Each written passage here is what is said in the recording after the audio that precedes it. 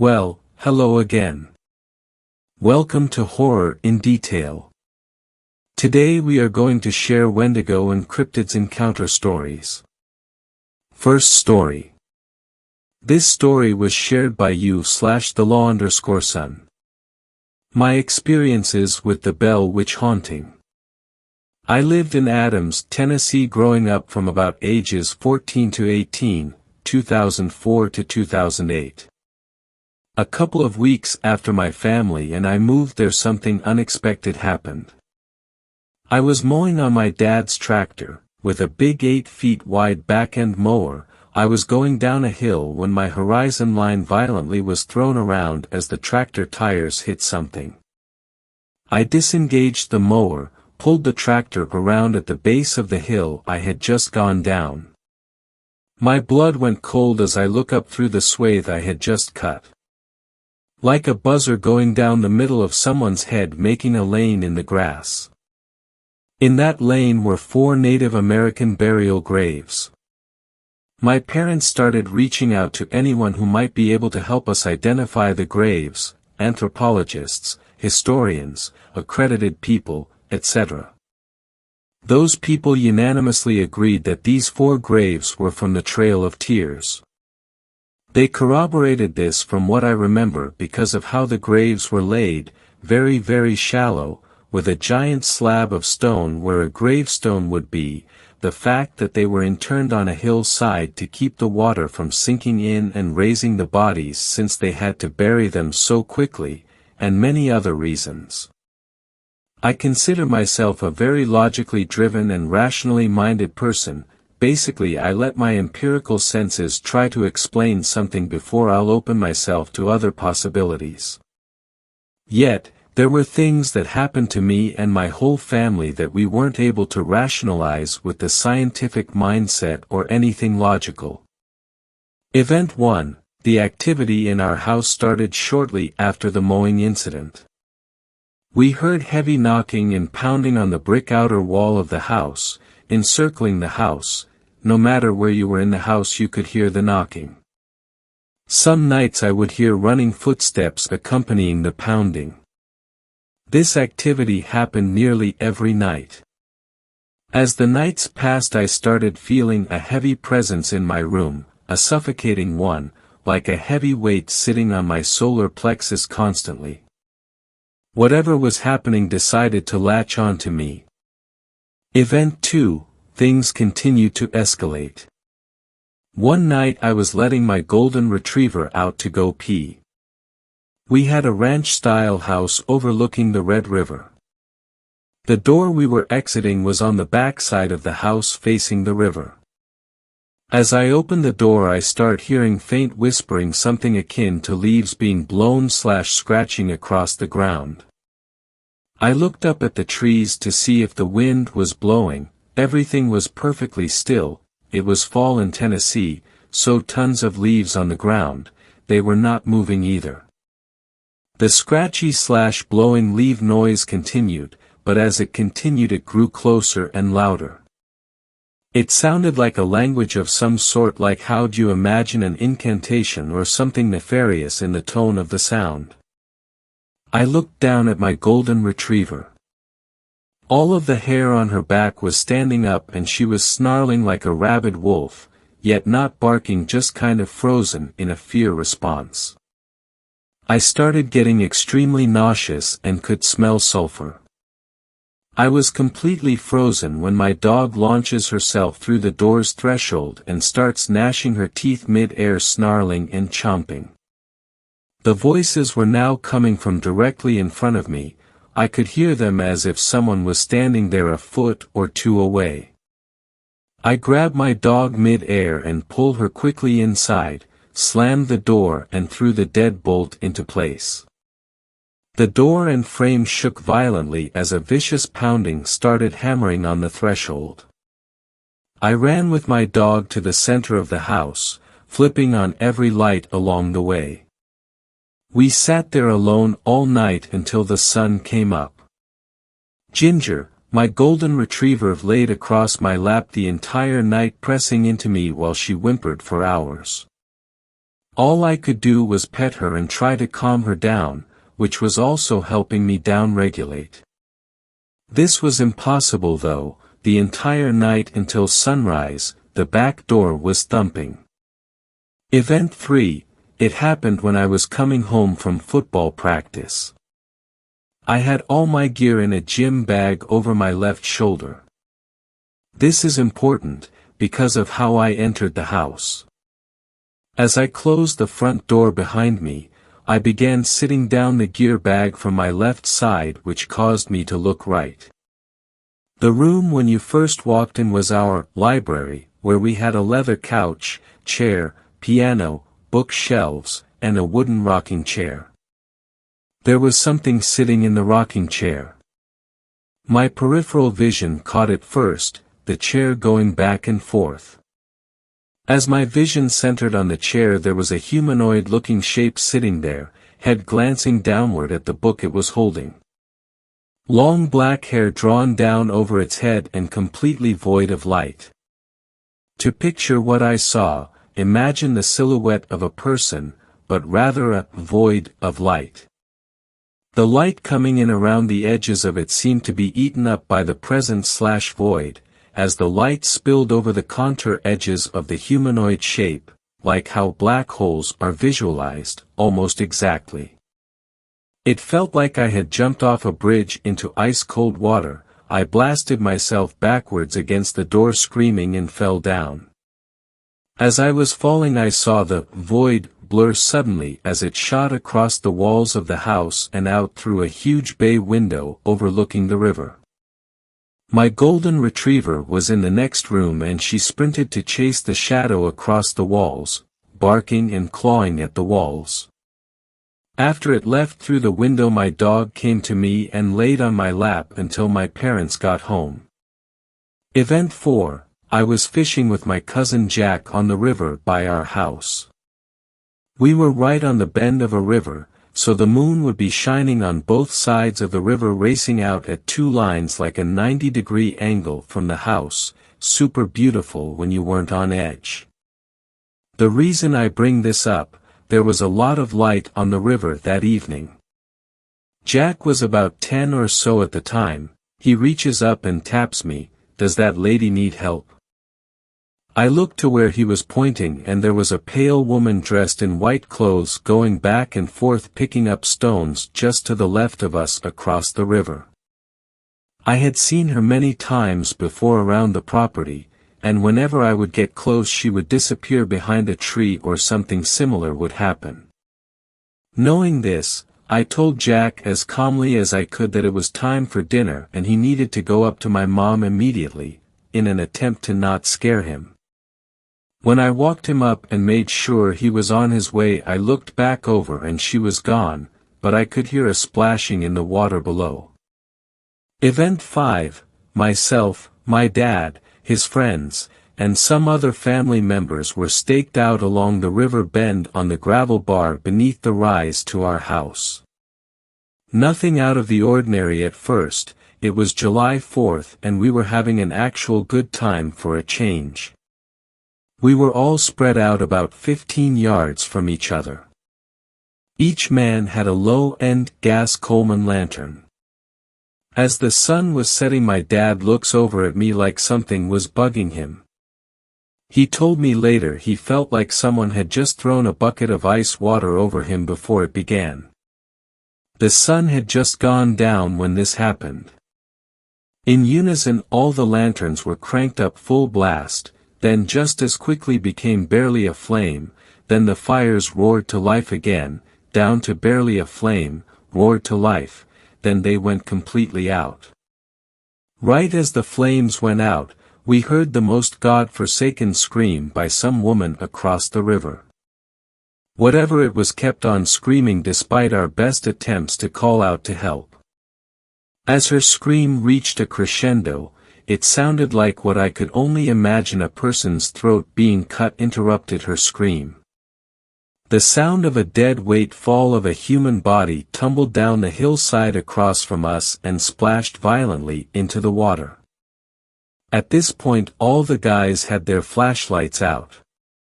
That's when something started swimming and splashing around in the water on both sides of the river bend. The splashing receded towards the opposite gravel bar, and whatever it was got out and started pacing back and forth across the rocks there. We were pointing all of our flashlights to where the sound was coming from, but we couldn't identify where it was originating. It's safe to say we were running up the hill at this point. We all got inside the house, locked the doors, then gathered in the central living room. Nobody wanted to leave for fear of what was outside. We all stayed up that night because the wall pounding was more violent than it had ever been. Bam! Bam! Bam! All night, like the ticking of some demonic clock. I didn't sleep for 2 days after this event. Event 6, Lost Time. I was walking through the woods near the Bell Witch Cave. One moment it was completely sunny and blue skies about mid-afternoon. The next moment it was overcast and looked like maybe 4 p.m. Event 7, Night Terrors. Torture dreams, being held down and brutally drawn and quartered, dreams of walking through the house and the void person placing their hand on my chest and pushing through my solar plexus, body violently shaking in the dream like having a seizure. Event 8, visited the Bell House/plantation marker in a tobacco field adjacent to my family's property. Brought friends to try and prove that something crazy was happening to my family. The rite of passage in the area is to go to the stone marker where the paranormal events happened hundreds of years ago, then dance on the stone saying, "I don't believe in the Bell Witch." I got them to promise that they wouldn't do that while we went. Of course, the moment we get there, one guy who doubted the legends in a massive way, jumps up onto the stone marker and starts screaming, "I don't believe in the Bell Witch," as loud as he could. I get so upset at him. I'm the only one that knows the way back, so I said, "Come on guys, we're leaving." In this area it's known as the Tennessee River Valley. So there's tons of flowing water etc. around these tobacco fields. The reason this is important is because of what happened next. We're making good time walking back across this crop field, hundreds of yards long. A mist starts rolling in from the river bends and begins to saturate the field. The temperature drops easily 25 degrees or so and we start seeing our breath. I begin to smell sulfur in the breeze. As the mist became a fog it began. I started hearing this wheezy and deeply cavernous sounding breath around us, like being inside a cave that was breathing. Out of nowhere we started hearing these giant blasting sounds and I realized something was walking on the chopped tobacco stalks. Side note, when they harvest tobacco they use a machete and cut down at a 45-degree angle, leaving about 3.5 feet of brittle stalk poking out of the ground. When you step on said stalks, they disintegrate in a very loud way as they burst apart. This starts happening all around us like an army of native spirits running around as if we were in a bandwagon battle. The blasts were coming from every single direction in the fog. That's when I hear it, that deep cavernous noise turns into this giant sniffing sound, like some Lovecraftian beast smelling its prey just out of eyesight. At this point I yell run in pure panic mode. We take off across the field trying not to trip and be skewered on the stalks. They dry out and get really sharp where they harvest them. Also, Robertson County is the world's largest producer of tobacco per square mile, so these fields are everywhere. Fun fact. As we are exiting the field and our feet hit the gravel road, the lower center part of my back suddenly explodes in agony. I look down and there's a massive rock laying at my feet and I realized that I had just been assaulted. By the time I got to my house and examined my back in a mirror, The bruise was about the size of a basketball and was already turning black. Event 8. Woke up outside about 3 in the morning. I was laying next to the 4 graves on the property. The night was awfully cold, but I woke up soaked in sweat. We lived there for so long that I have many events to share, process, and willing to have discussions about my time there with you all. It is really hard for me to talk about this stuff without re-traumatizing myself, but my friends and family are encouraging me to share my experiences with like-minded people so I can try to find peace surrounding my trauma. Second story. This story was shared by you/Snexanshit. Witch encounter in Mexico. In Mexican folklore, an archetypical witch is the lechuza or owl witch. It is said a la lechuza makes a pact with Satan or other evil spirits in order to gain this ability. They are often portrayed as older women, and it is said he removed their legs and hide them while they are in their owl form. As a child I was told legends by my maternal grandmother who swore encounters with witches. Luckily I wouldn't have any encounters until my adulthood. 2 years ago. I was in Mexico in my dad's hometown, a small town of maybe 9,000. Our house in Mexico is a fair bit away from the main town at the very end of a very long dirt road. To the left of the road is small traditional houses, and to the right is a deep gully/trench which was once a river, and on the other side of the gully is woods. It was around the time of the town's festival, which was an excuse for the adults to get drunk in the town's plaza while the kids played at the fair. I opted on leaving early as I was tired and didn't like drinking. I hitched a ride with someone from town who lived at the beginning of the dirt road, which meant I'd have to walk about a mile, close enough. 10 minutes into my walk I heard what sounded like birds and assumed the birds nearby in the trees were settling down for the night. I looked at the trees, and about 10 feet up I saw a pair of eyes bright orange staring me down. I was unnerved but pushed on and ignored it. I heard more rustling and looked back, noticing the eyes had gone, which led me to believe the bird had flown away, when suddenly I heard a voice from the bottom of the gully, "Hey sir, come here." I decided to ignore it, but it kept on pestering me until I snapped and walked towards the gully to tell this woman to leave me alone. I started telling her that I was in a rush to get home when I noticed something weird. She was dressed in Tarahumara, native attire, which meant she had a long skirt, but it was not all the way down. This woman's ankles were missing and she appeared to be floating. She looked at me with utter hatred in her eyes. I realized she knew that her secret was out, and I bolted for the house, hearing as a large flapping sound followed me. I looked back, and flying behind me was a huge owl with bright orange eyes. I ran into the house, but I only had a few seconds of peace before something was banging on the door, screeching inhumanly.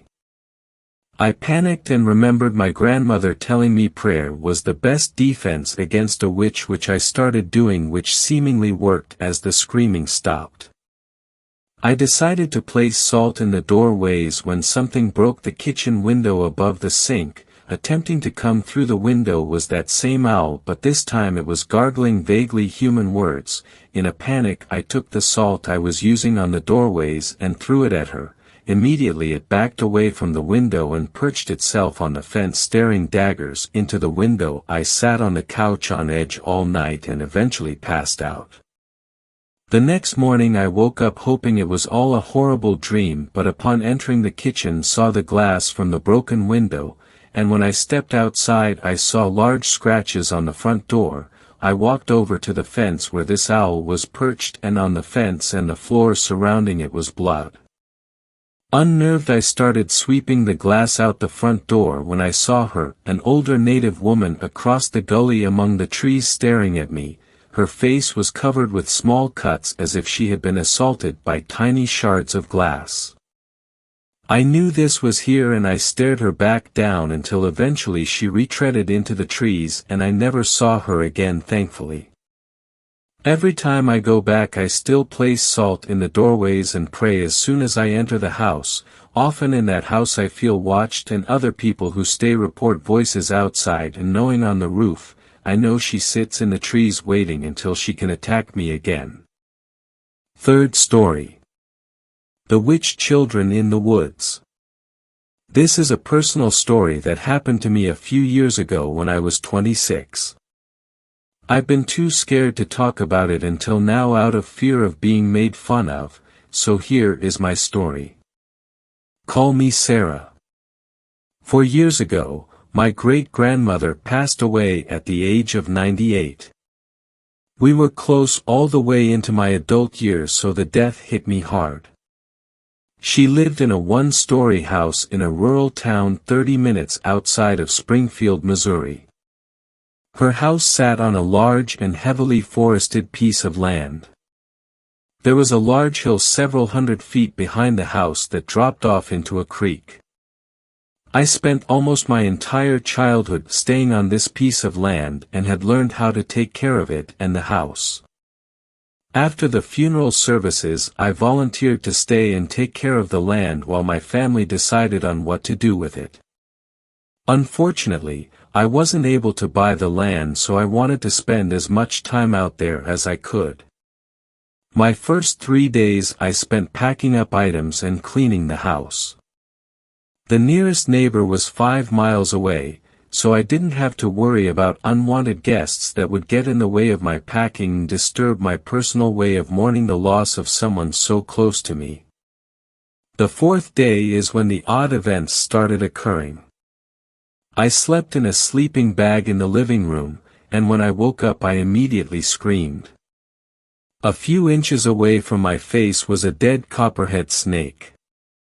It was normal for snakes and other small animals to get in the house, so seeing the snake wasn't surprising. It was the fact that it was so close to my face and it could have bitten me at any moment while I was sleeping. I briefly wondered why the snake had just come in the house and died, because there were no physical signs that anything was wrong with it, so I threw it outside and continued with my day, and the weird event was almost forgotten. Later that evening I decided to go for a walk through the woods to enjoy the nice weather and reminisce about the good times I'd had in the woods and all the games I used to play. I was walking along an old path that led to a well. The path was narrow and was close to the drop-off that led to the creek. I heard a branch snap behind me and instinctively turned my head. I didn't see anything, so I assumed it was an animal and continued walking. Just a few minutes later I heard a snap to my left and turned to look again, but I still didn't see anything. I started to worry that I was being stalked by something, but it was rare to see large animals in this area, so I continued walking. I heard a third snap directly in front of me, but now instead of being worried, I was upset. I was convinced that someone else was out here trying to scare me, so I shouted at what I assumed to be a person. "Go away!" And everything went uncomfortably silent. But I started to hear footsteps approaching in front of me, but I couldn't see anything. They got faster and faster until whoever or whatever it was running right at me. I covered my face with my arms and waited to be attacked by some invisible person, but the footsteps stopped. I slowly lowered my arms, but instead of seeing a person, a bobcat, or even a bear, I saw a gigantic spider in the middle of a web I hadn't noticed before. If I would have taken one more step I would have ended up being bitten. I turned and ran as fast as I could through the overgrowth and back to the house. I was spooked, but I was out in the middle of the woods and sometimes things like this happened. I knew this land and the house well, so I pushed through the night, and the next 2 days, nothing out of the ordinary happened. I started yard work my second week staying out at the house, and it wasn't bad. I'd actually found some old trinkets from my childhood that I'd buried under a tree. While I was picking up fallen branches from a storm the previous night, I noticed a clump of hair was caught in one of them. I remember its color being brown and black and considered the possibility of it being a rare encounter with a bear, but there were no tracks that I could see. I brushed it off again, but I was starting to think that maybe someone else was staying on the property, and that upset me. I decided to stay up late to see if I could catch the person in the act. Nothing happened until around 2 a.m. I remember everything so vividly because of how terrified I was. It started with branches crunching and the sound of the wheelbarrow I'd been using earlier falling over. I readied my flashlight and a small knife just in case whoever it was got violent. I heard them step onto the front porch and pull at the screen door, but they quickly abandoned it and instead started walking around the house. I could hear them scraping something sharp against the house and I was furious. I stood up and shined my flashlight at the nearest window that I assumed the person was standing near and shouted at them. "I have a weapon. Get off of this property now." Everything stopped and I was positive that whoever it was had left, until I heard something slam against the window so hard I was surprised it didn't break. My flashlight shined on the person, and at first I wasn't sure what I was looking at. It had long dark hair with eyes that were way too big for its face. Its skin was wrinkled and reminded me of a naked mole rat. It pressed its face against the glass and fogged it up with its breath. I heard it run around the house several times and bang on every wall, window, and the door every time it passed them. This went on for hours and I was too scared to move or do anything. I was completely alone being tormented by some strange monster. Every now and then I would get the courage to shine my flashlight and caught a glimpse of the thing. Each time I saw it, it looked more animal-like. All I could do was cry and wait for it to go away. Finally, just after sunrise the running and banging stopped, but I didn't dare move until well after 9 a.m. It took all of my courage to open the front door and see what damage had been done to the house and yard after the terrifying experience from the night before, but there was nothing. No footprints, no scratches against the house or broken or cracked windows. It was almost like I'd imagined the whole thing, but I knew what I saw and had experienced was real.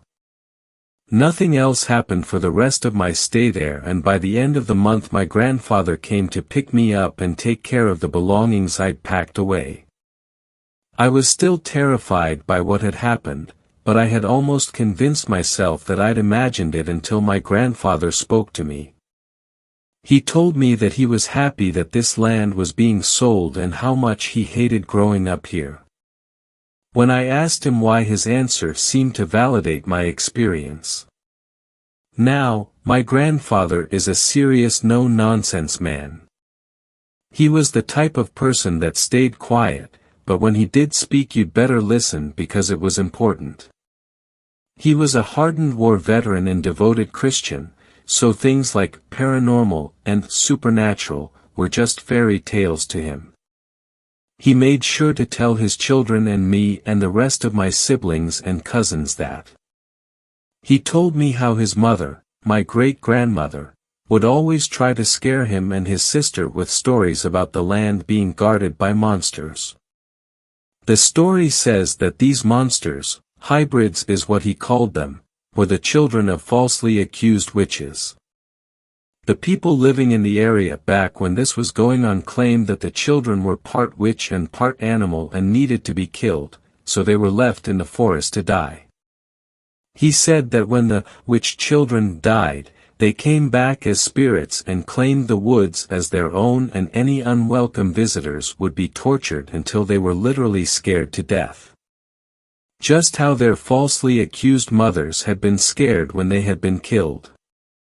My grandfather said he didn't believe in much outside of his religion, but he believed that the hybrids were real and that he had been tormented by one when he tried to go hunting in the woods for the first time and shot his first deer. He believed he had upset the hybrids by killing an innocent animal and never stepped foot on the land with a weapon, and they finally left him alone. Maybe this is a foolish thing to believe, but I believe that the story my grandfather told me is true simply because we both had similar terrifying experiences. If I'd had a camera I would have tried to take a picture of the creature, or if I could draw I would post a picture of the drawing. I remember every detail about what I saw and will be burned into my memory forever. All of my childhood memories seem tainted now because of this experience, and now, I don't think I'm going to miss the land as much as I first thought. It didn't take long for the land and the house to be sold. The hybrids, or whatever it is out there, can be somebody else's nightmare. One night was more than enough for me. Fourth story. This story was shared by you/Melomonsters. Which story? My family from my dad's side have many stories of witches. Any family member from my dad's side always have a paranormal story. Usually about witches. I don't know if this will sound real to you. But my family has always told these stories. My uncles, dad, and grandpa all have a story related to witches. And some of my aunts as well, and grandma. So I believe them and just am here to share their stories. My dad's family come from a small ranch of Mexico. That ranch is in Zacatecas. The ranch is really small. So small that basically all my family lives there. Usually if you live in that ranch you're related. There's probably only 4 or 5 families that are not related to us. The ranch is small and very dry. It has dirt roads and so on. Once my uncles were getting ready for a party. They were young at that time, maybe early 20s. The party they were going to was in another ranch. So it was a little far away. My uncles being party people, they would take their horses and go to the party. Sometimes they would come back very late. Actually, that was usually the case. So they got ready and started heading to the party. It was very dark, but they didn't care. They got to the party and one of my uncle, Steve, saw these 2 girls away in the corner. He saw them and said that they were very beautiful. They had light color hair and light skin. Being in Mexico, it was really rare seeing a girl like that. Steve then elbowed my other uncle, Andrew. They then walked up to the 2 girls and started dancing. After a few dances they headed home. They said bye to the girls and took off in their horses. They were riding their horses for about 30 minutes, then they saw the same 2 blonde girls walking down the dirt road. They stopped and got off their horses and walked toward the girls. Seeing they might have wanted a ride home. My uncle then heard one laugh, and in front of his eyes they had disappeared into the darkness. They both got back on their horses and continued on. They later came across a laughing sound. My uncle Steve got off his horse and asked who was there. Yeah, it seems stupid now, but my uncle really didn't care about getting hurt. Steve then saw 2 birds. He said it was a really big bird and as dark as the night sky. And the 2 birds were laughing at him. Andrew got off his horse and walked toward Steve at this point. Both of them looked at the laughing birds confused. Then one of them speaks. "We enjoyed dancing with you boys." My uncle really didn't enjoy the fact that he had danced with a witch. So he took out his gun and started shooting at the birds. He always carried a gun with him. The birds just flew around and laughed at him more. My uncle started swearing at them. They didn't appreciate it, so one flew down and clawed at my uncle's face. He only got a little scratch, so he didn't care. The birds flew off thanking Steve for the dance, saying his name. My uncle never gave any of the girls his name. They just grabbed their horses and went back home. That never stopped my uncles from going to parties. That's the end of my uncle's story. It's a true story that happened to them. I have more from my family I hope to post here as well. Might post pictures of the ranch as well, if you're interested in that part of Mexico. Fifth story. This story was shared by you/Ty_pod. My boyfriend is telling me to come outside, he isn't there. My boyfriend works late hours, and when I know he's on his way to my house, I'll sit and wait for him in the kitchen to greet him. The main door is in front of me while the back porch one is behind me. He tends to come through that one so my dog doesn't bark. He called me a few minutes ago and said he just left work and he's on his way, so I did my normal and sat at the kitchen table scrolling on my phone until I got the "him outside" text. After a few minutes of scrolling, I heard his voice. The only light outside of my house was the porch light, so I look out of the kitchen window and nobody's there. "Baby, come outside." Normally his voice is reassuring and welcoming, but I had a terrible feeling and decided to call his cell phone. His phone is a track phone that he buys service for, so sometimes it simply rings twice, which is what it did every time I called. Eventually, I gave up and stepped into the back porch to look outside.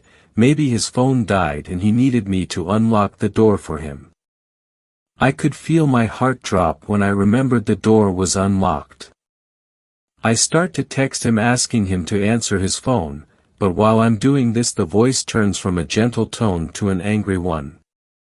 It yelled my full name and told me to come outside. My boyfriend never calls me by my full name, and at this point I'm starting to feel scared. I looked outside and it now knows that I'm not in the kitchen and that I looked out of the back porch window.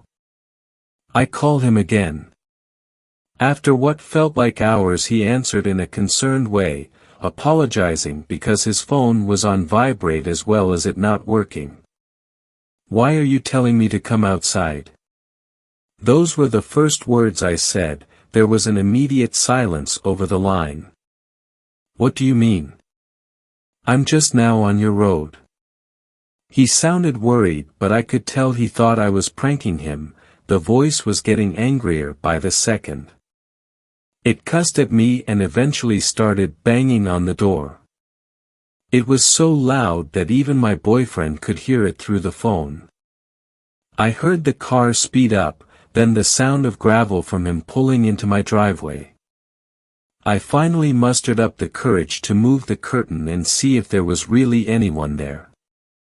There was nothing there, but I could see him running up the stairs to get to me.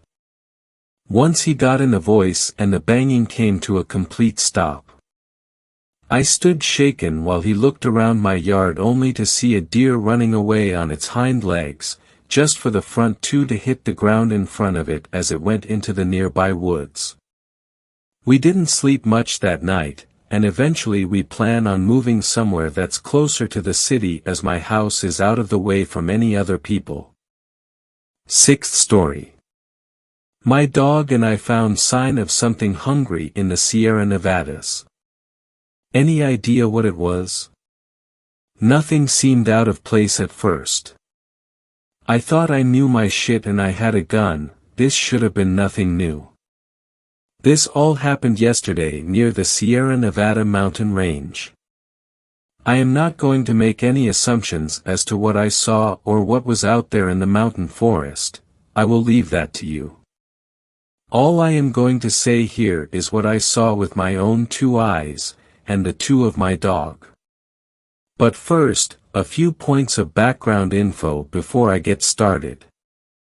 I am a geologist with a small but reputable gold mining company. My job is to travel to sites thought to hold gold ore and direct a team of company employees and contractors in the use of a variety of technologies, geophysical, chemical, visual, etc., in locating if/where the gold actually is. Basically, I am a modern-day prospector, but instead of a gold pan I have an excavator. Half the time I work in the land of our grizzled friend Ursus Arctos, so I carry with me at all times a Ruger Alaskan, basically a snub-nosed gun that fires huge bullets and absolutely breaks your hand but breaks the bear faster. The other half the time I work in hot, sticky, corrupt countries that a revolver won't make you much safer in. As a geo-nerd, I love the outdoors and consequently travel a lot to a variety of places that my girlfriend describes as rugged-ass. Can't really say I blame her, and I always travel with both my gun and my dog Farkas, a large and hyperactive Malamute that I raised from a pup. We typically tent out in the middle of somewhere remote and go fishing, hiking, rock hounding, whatever. I stay away from swimming, caving, climbing, and the other things that tend to kill you if you do alone. Farkas and I do everything together, and I always try to avoid living through my camera lens, so I have a GoPro harness for him. He wears it around, and if anything interesting happens I flick it on with a remote I have. This time around I didn't have as much time until my next FIFO rotation, so I thought I'd go somewhere a bit closer to home, the Sierra Nevada range in California. A place with a gold industry so I'd feel right at home, but remote enough for me to do my own thing for a few days before heading back to work. You probably wonder why I would go to a mountain range in January. Well, the weather was in the 50s, and suffice it to say I've dealt with much worse on the job. I got to my site on the morning of January 5, 2015, and nothing seemed out of place at first. I was lucky this time and had a nice big clearing to set up my tent and stove and other things. After getting all settled in, I decided to go take a hike around the outskirts of the clearing and the surrounding grove just to see what was around and make sure there were no bears or cougars nearby. While on the hike, I became quite convinced that everything was in order. Farkas didn't bark at anything or seem scared or show any signs of concern. It wasn't until I got back that I realized something that gave me real pause. I hadn't heard a single bird on the entire hike. This might seem ridiculous for a summer in a well-forested mountain area, but if a big predator is around I swear, and I go back and forth on this with my biologist friend, that the small things will keep their mouths shut. This was alarming to me because Farkas didn't pick up on anything at all, and there was no visual sign, dung, fur, etc., of anything big. Eventually I decided to just try and put it out of mind since I'd already taken the effort to get up here. The next several days were much the same. Hikes and walks, some time spent fishing, but I never got a single bite. In more ways than one, no fish and no mosquitoes either, something that absolutely blew my mind. By the end of the second day of my 3-day trip I decided to break one of my rules and pull out my phone. I wanted to learn about the area I was in to see if there were any DNR reports or other observations on the area as to why there was no life at all. Don't get me wrong, I didn't blindly pick a campsite, I was just looking at more academic info this time around. The answer to my search revealed nothing more than an anniversary commemoration for the Donner Party, a group of pioneers who had a hell of a time getting out to California. Apparently, I was staying near their old camp from 150 years before. Well, nothing useful, I figured. And so ended my second to last day of camping.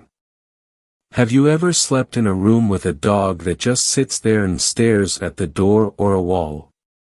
It is a horrible thing to try to get to sleep to, and it is about 1,000 times worse when you wake up to the dog staring at the door.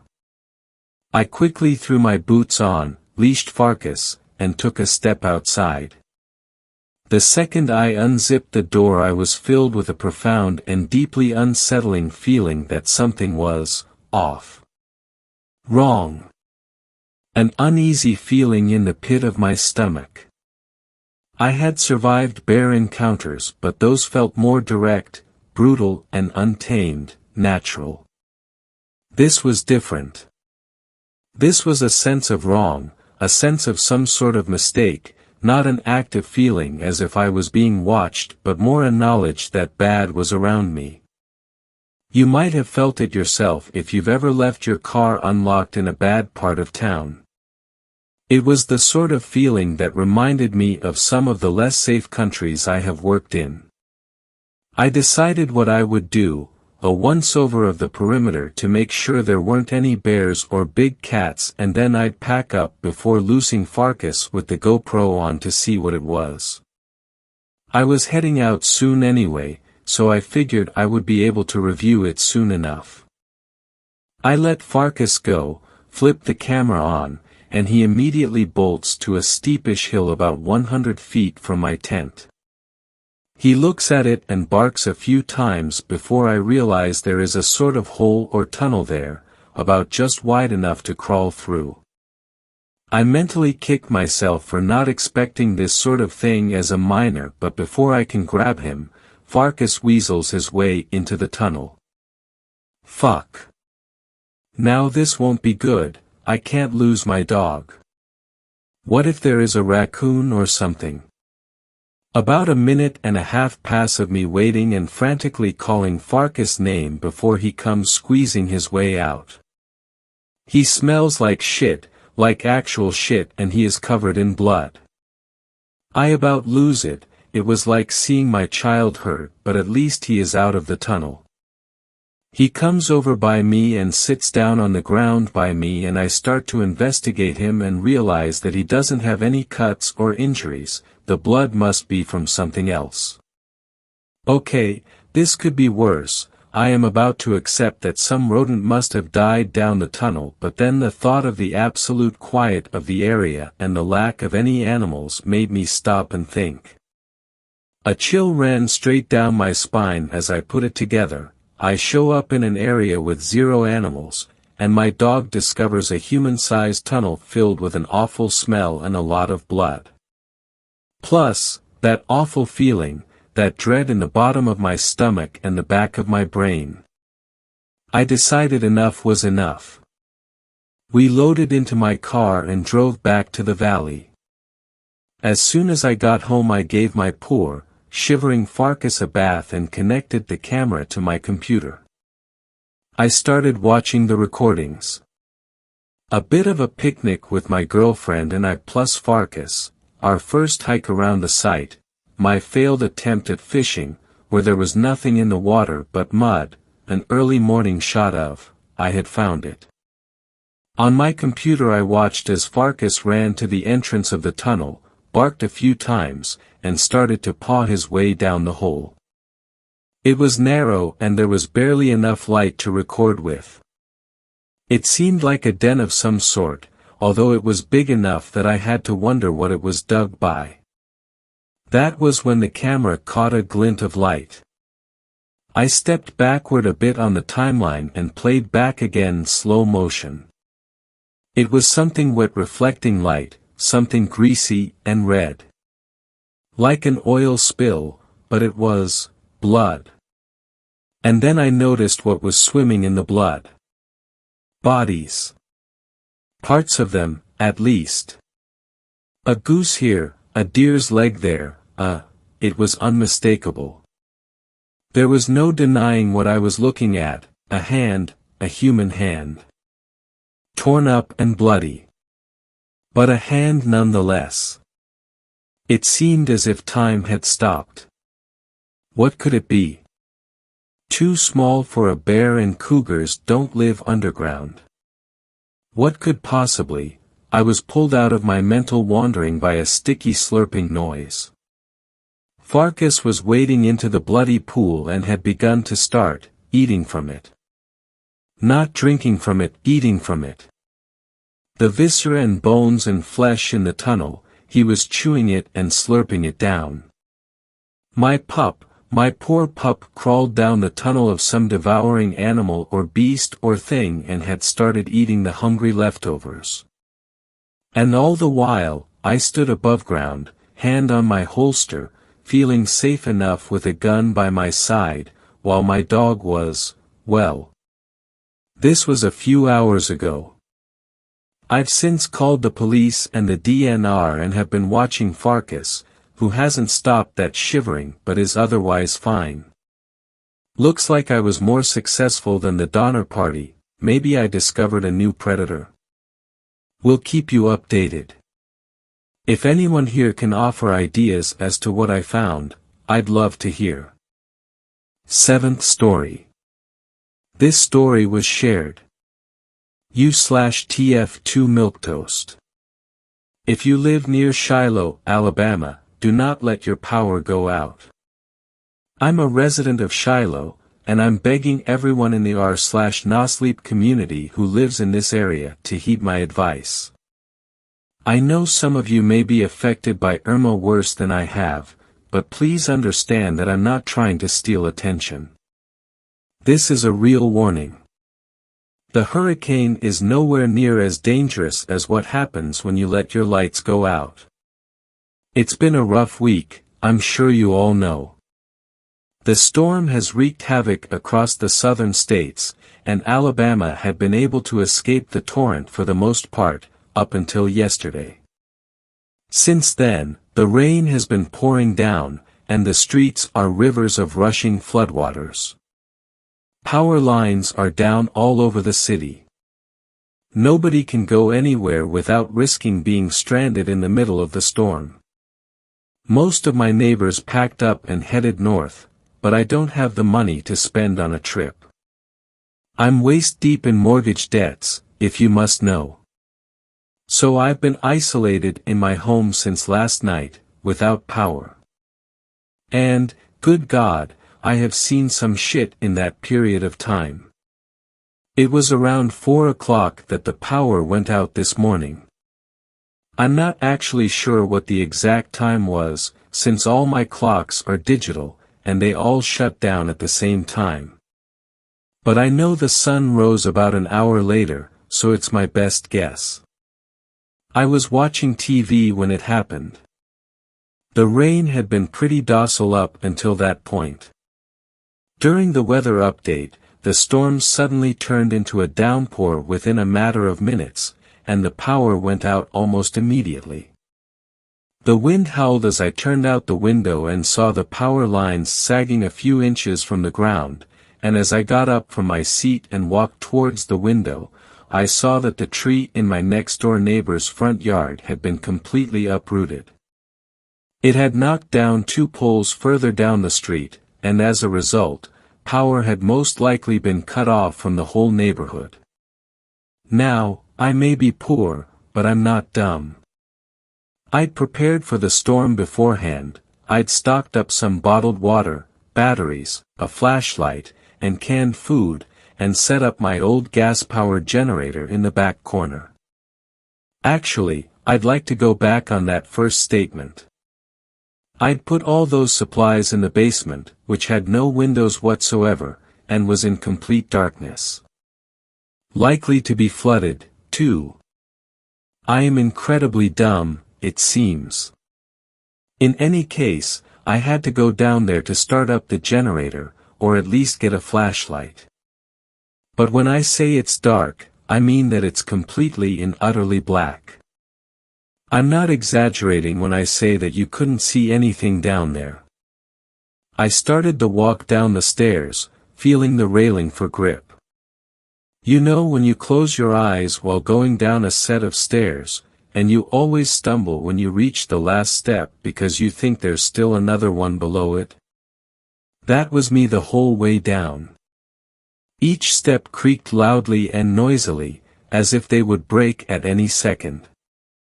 I was surprised I could distinguish it from the deafening sounds made by the rain and wind outside. Eventually I made my way down, and I leaned against the wall with my hand to try and feel where it turned the other way. I was slowly making my way towards the corner, taking note of the texture of the wall so I could find my way back out. Suddenly, I felt my toe smack against something hard and sharp-edged. Swearing, I let go of the wall and clutched my throbbing appendage, crouching on the floor.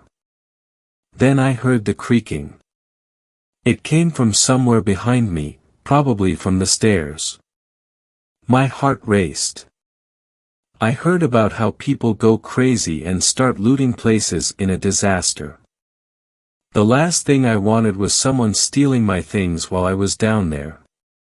Against my better judgment, I called out into the pitch blackness. "Hello." As I spoke this, the area fell deathly silent. All I could hear was the muffled whoosh of the billowing gusts of wind from outside. "Is anyone there?" Still no response. I stood up and found my way back to the wall, now with a slightly more hastened pace. Soon after, I found the corner, and swung around it. I knew it was a straight line from here to the supply chest, and then a door that led to the generator. Cautiously, I tiptoed over what I assumed to be boxes littering the floor, almost losing my balance a few times. After a few minutes of stumbling, I finally reached the chest. I undid the hatch and lifted it open, sticking my arms in and rummaging around for a spare flashlight. Amidst the rustling of the colliding batteries and cans, I thought I could hear a faint pattering on the wall behind me. I dismissed this and breathed a sigh of relief as I retrieved the flashlight and flicked it on. Just in time to see a box finish sliding across the floor. I began to panic. "Hello?" I called out. "You're trespassing on private property. Whoever's there, I have a gun in here, and I'm going to use it legally if you don't evacuate the premises immediately." I didn't have anything of the sort. I hoped whoever it was hadn't realized that. I waited for several minutes. After seeing no further movement, I decided to turn around and get to the generator as quickly as possible. I could have sworn I saw a vague outline of a black tendril in my periphery as I swung around to face the door. Grasping the freezing metal handle, I pulled it open and shined the light inside. Cobwebs littered the place, with mouse droppings and spider molts peppered all over the walls and floor. I put the flashlight in my mouth and brushed away the debris, looking for the handle. A rustling noise came from behind me. My heart beat rapidly as I felt around the machine for the pull cord. Another rustling noise. Close. I exhaled as my hand touched the plastic handle of the pull cord, then sharply took in a breath as I strained to pull it. The rustling was now only a few feet away from me. I pulled, almost throwing out my back. Nothing. It was cold as ice. It grew louder. "Come on." I pulled again. Nothing. "Come on." Silence. "Please just start." I wrenched my arm into the doorway and yanked as hard as I could. My heart skipped a beat as I heard a series of snaps. Then, the basement was filled with the familiar cacophony of internal combustion. I leaned back and breathed a sigh of relief as the generator buzzed away. But the relief didn't last long. It wasn't until I'd cleared my mind of the fears of looters that I realized that something wasn't right. It hit me like a pile of bricks. The lights were still off. The noise wasn't coming from the generator. And as I turned around, I found myself face to face with the creature that was producing the noise. It was freakishly tall, with pale blue skin and glowing blue eyes. It was suspended by what I first thought were legs, but were actually arms that stretched from its shoulders to the ground. It had no legs. But, most disturbingly, it had no lower face. It was like the top part of a skull. Panicking, I swung back around and thrust my arm back onto the pull cord, tugging it viciously and screaming. I could feel the thing's breath on my neck, cold and moist. Suddenly, with one final tug, the generator wheezed into life, lights coming on and power flooding to the rest of the house. The ceiling lights blinded me for a second, and I raised my arm to shield my eyes. In that split second, I was able to witness the creature darting around the doorway, shrieking in a higher-pitched version of the generator buzz, just out of the corner of my eye. The movement was instantaneous, like a bungee cord retracting. I peeked outside, expecting to see it going up the stairs. But it never did. I don't know exactly what I saw, but I know it's still out there. If it moves during the day as fast as it did this morning, who knows where it's gone, or whether it's still here. But what I do know is that, if it is still here, it doesn't have long to wait. I've run out of gas cans to refill the generator, and it can't last much longer than a few hours, at most. When the light goes out, it'll come back to finish what it started. It waits until you're isolated, secluded in the darkness, and then it gets you. And then it comes for everyone else. If you're reading this and you live near Shiloh, please, don't be cheap. Buy a generator. If you can't, go somewhere that has power. Do anything to stay in the light. As for the rest of you, I simply want to thank you for donating to those who have suffered loss from Irma. God knows they need all they can get. Thanks a lot for watching the video till the end. Subscribe to our channel Horror in Detail. Drop your opinions/suggestions in the comments section, and like the video as it helps with the YouTube algorithm.